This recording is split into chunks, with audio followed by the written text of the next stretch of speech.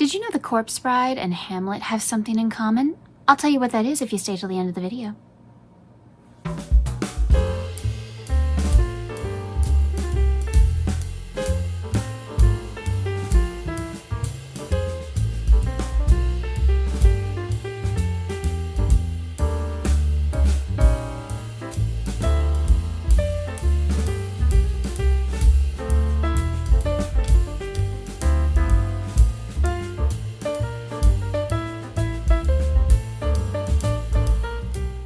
Hello!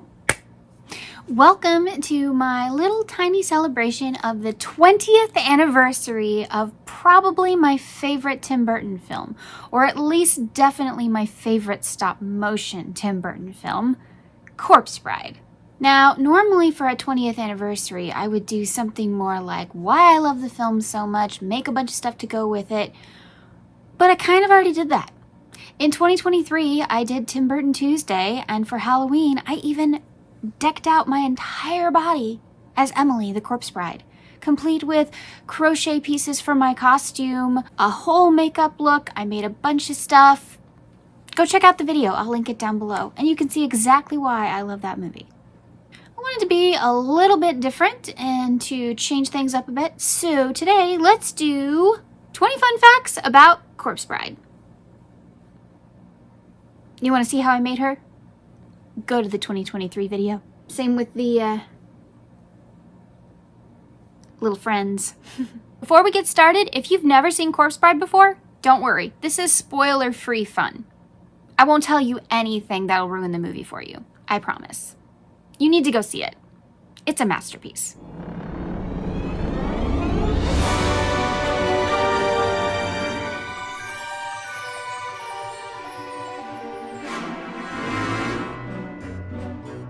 Number 1. This was the first stop-motion animated feature film that Tim Burton had worked on since Nightmare Before Christmas. And that was in 1993. Number 2. The story was based on a Russian Jewish folklore tale with a much different ending. Tim Burton found out about this story from his buddy Joe Ranft, who he worked on Nightmare Before Christmas with. Yes, that Joe Ranft. And number 3, this movie was dedicated to Joe Ranft. I mean, he was kind of the inspiration. Tim wouldn't have ever known about this story if it wasn't for him. Seems appropriate. Many, many other actors had been considered for different roles in the film. However, Tim Burton said that this was the best cast he could have gotten. So he was extremely fortunate. I agree. I don't think I would have changed anyone. Number 5. Jim Carrey and Angelina Jolie were originally considered for the roles of Victor Van Dort and Emily. Jim Carrey I get. I don't know about Angelina Jolie.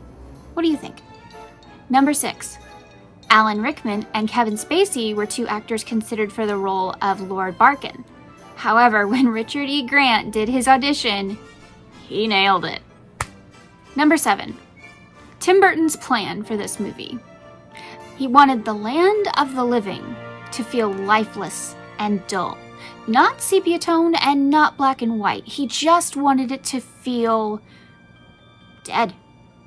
But he wanted the land of the living to feel full of life, upbeat, super colorful, and exciting.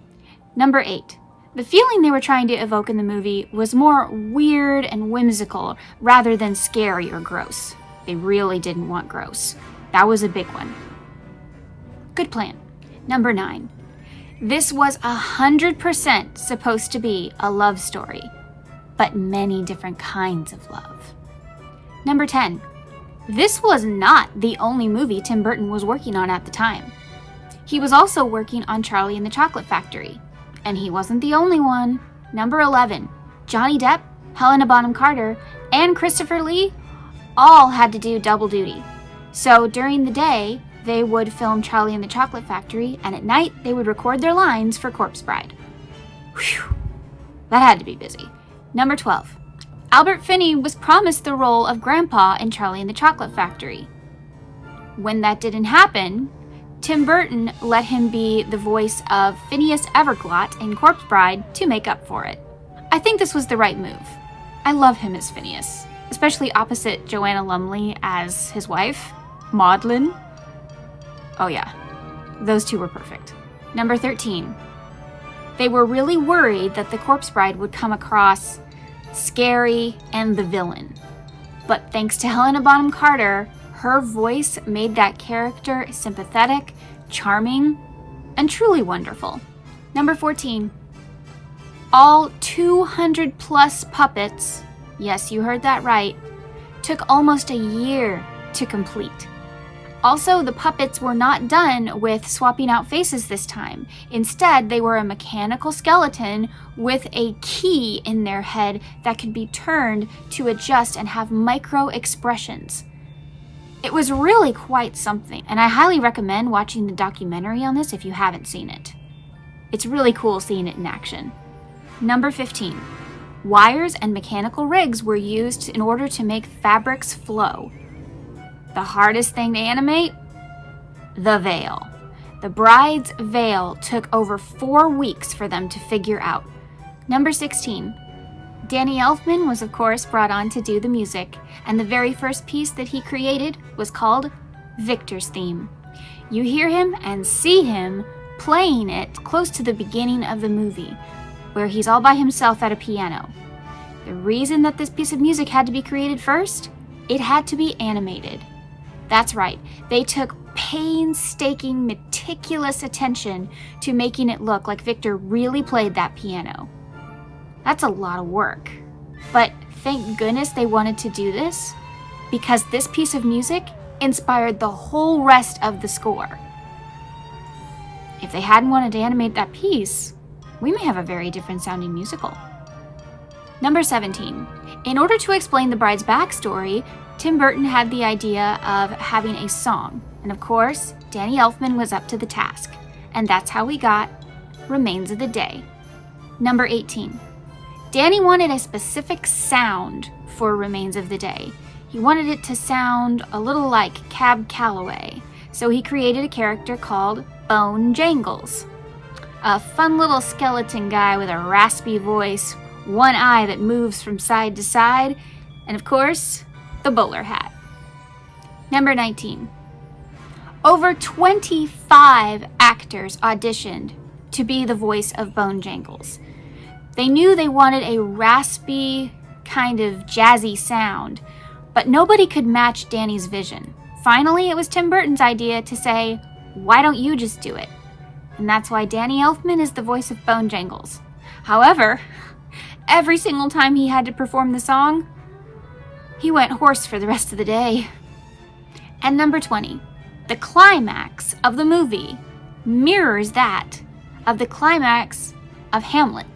And it actually fits without giving away anything. If you're a Shakespeare fan, think about that for a second if you've seen the movie. Kind of makes perfect sense. Here's a bonus one for you. Not 21, just bonus. This is not a Disney film. A common misconception of this movie is that it's produced by Disney. Disney has nothing to do with Corpse Bride. Just because it's a Tim Burton project does not mean it had something to do with Disney. This movie is owned by Warner Brothers. It was produced by Tim Burton Productions and Laika Studios. Yes, Laika. Same people who gave you Coraline. Coraline has nothing to do with Tim Burton. Also, I am fully aware that I am wearing a shirt with a different Tim Burton character on it. Yes. Yes, it's Sally. You know, I really thought I had a Corpse Bride inspired sweatshirt for some reason. I was picturing this blue sweatshirt with these butterflies on it, but I guess I don't. I actually don't have any Corpse Bride merchandise. I may need to fix that for next year. What fun fact did you not know? Let me know in the comments. Do you have any fun facts of your own? I'd love to hear them. I will see you again on Tuesday. Yes, remember, for the month of October, our videos are on Tuesdays and Fridays at 9 a.m. Eastern. Remember to check out the Decade Divas Tuesdays and Saturdays, 11 a.m. Eastern. That means there's more tomorrow. Thank you so much for being here today. I really appreciate it. Remember to check out the other Corpse Bride related video down below if you haven't seen it. And remember, life happens, yarn helps, and Spoonies can stitch it up too. Bye.